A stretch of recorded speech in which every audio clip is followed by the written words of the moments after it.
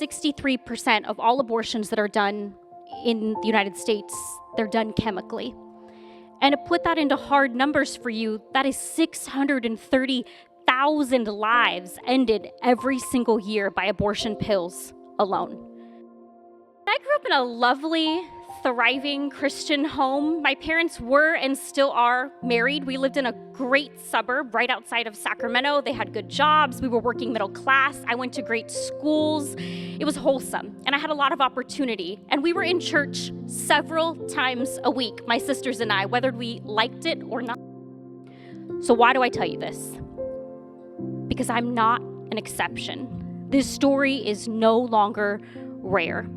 Women right here in your community are finding out they're pregnant faster than ever before. They're making impulsive, scared decisions.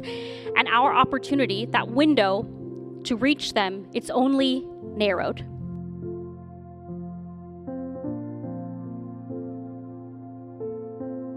Becoming a mom has definitely allowed me to grow, learn, and thrive, and instill those same characteristics into my son. The journey of learning about Another Way Pregnancy Center. I learned about this program from my dear friend at Oakland University, where I attend. This program has offered nothing but pure abundance, joy, and just community. As we were in this program, we were able to receive mentorship from our mentor, Melissa. I hope she's here in attendance.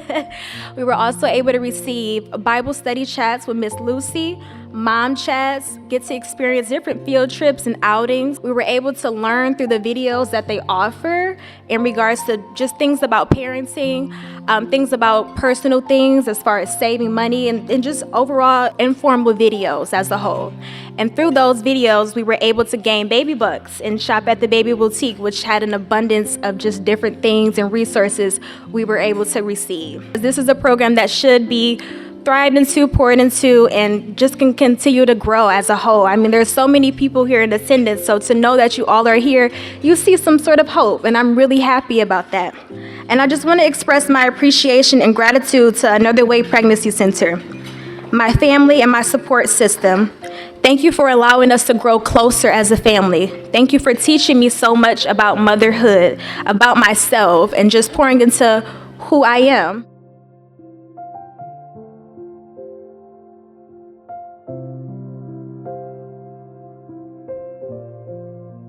Now is not the time to be disinterested or disengaged from the abortion issue.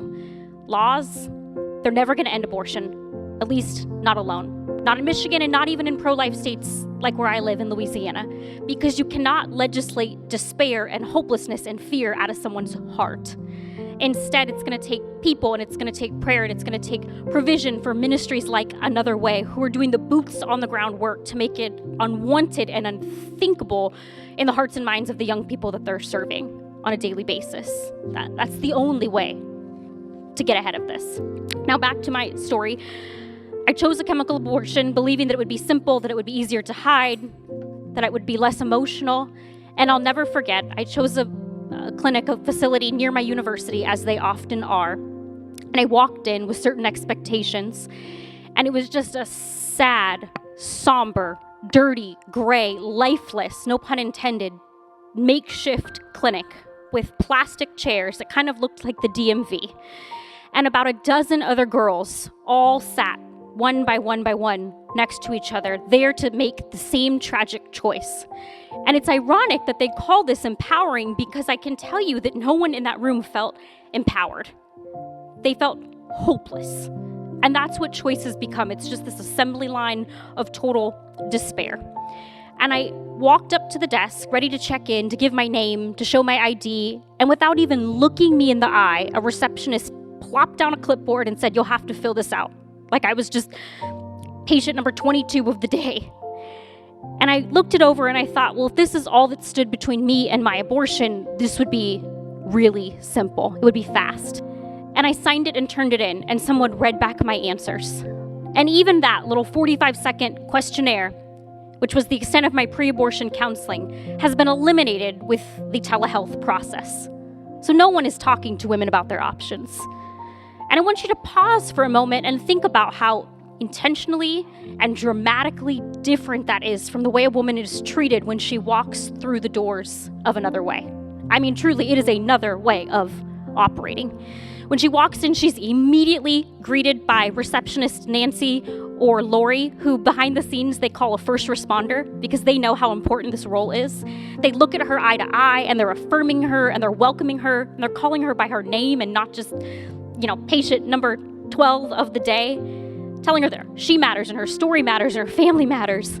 And after her fears kind of subside, she's pulled back into one of the rooms with a nurse like Adrian or Emily, and she'll go through a patient intake questionnaire, which, will take 40 to 60 minutes of conversation. And there they flesh out all of her options. What does it look like to choose to parent, to adopt out? What are the realities, the hard truths of an abortion decision?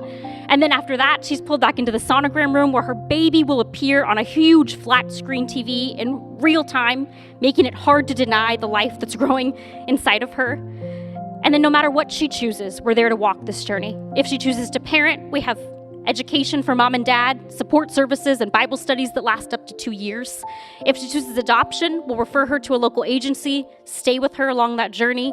And even if she chooses abortion, which AWPC would never want to refer for or offer, we're able to plug her back into the ministry for healing, for emotional support, because we know that those feelings don't just go away.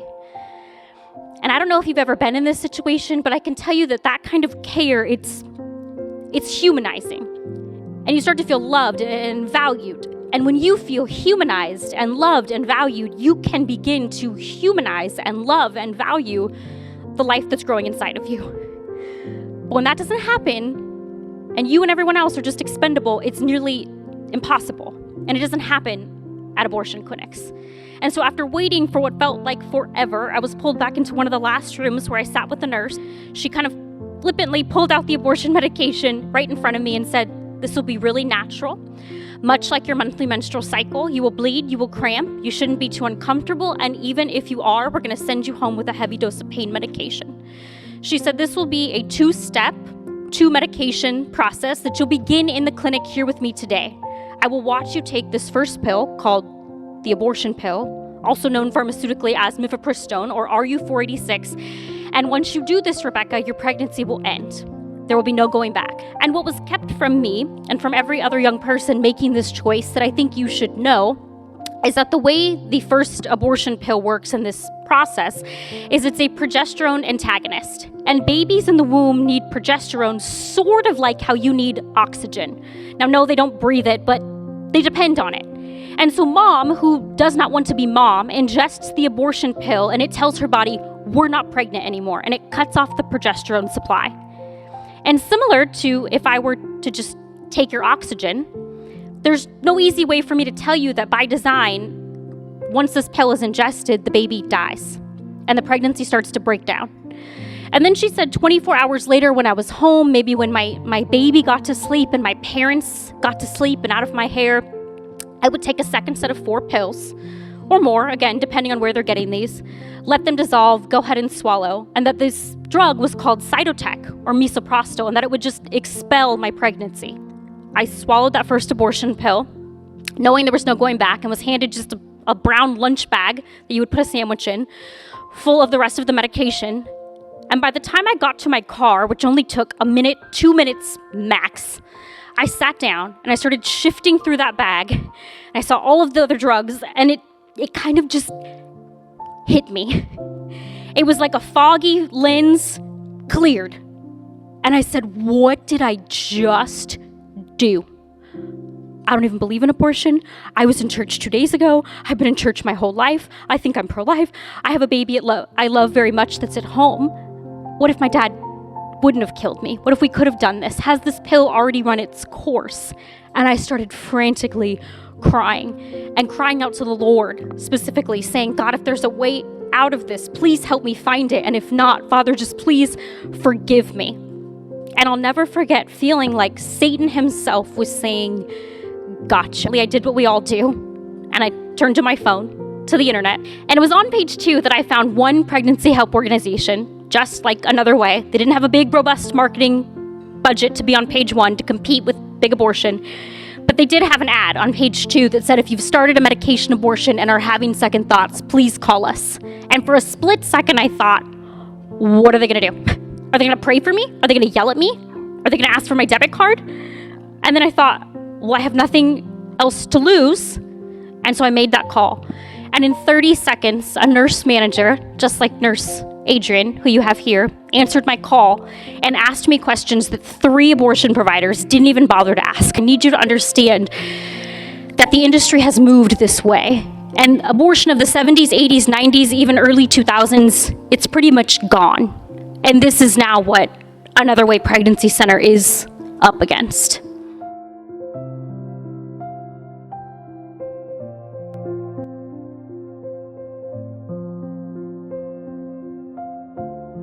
That's what the Lord has put on my heart to share with you about this evening, and that is a choice that I made and why I made it, and how choice was marketed to a vulnerable girl like me at that time, how choice is marketed today in Metro Detroit, in your community in 2025, and then what happened when that choice was made and those awful feelings of shame and grief and regret set in, and then the role that one pregnancy help ministry, just like Another Way, but near me, played during this dark and downright hopeless life experience, and how God used them to rewrite my story.